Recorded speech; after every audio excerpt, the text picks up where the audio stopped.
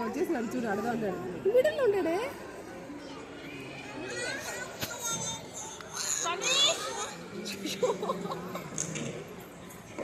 Middle ఎడతాం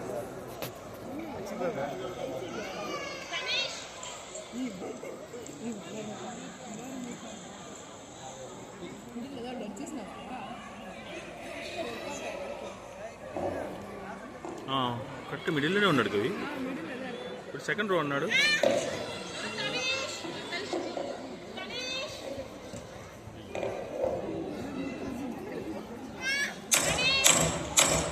விவசாயம் இந்தியாவின் உயிர் நாடி கிராமங்களில் தான் இருக்குன்னு நம்ம மகாத்மா காந்தியே சொல்லியிருக்கிறார். அந்த கிராமங்களோட ஜீவனா இருக்கிறது விவசாயம். மனுஷங்களா பிறந்த யாராலையும் தவிர்க்க விஷயம் பசிதாங்க. கோடி கோடியா பணம் வச்சிருக்கிறவனுக்கும் பசிக்குது, பரம ஏழைக்கும் பசிக்குது.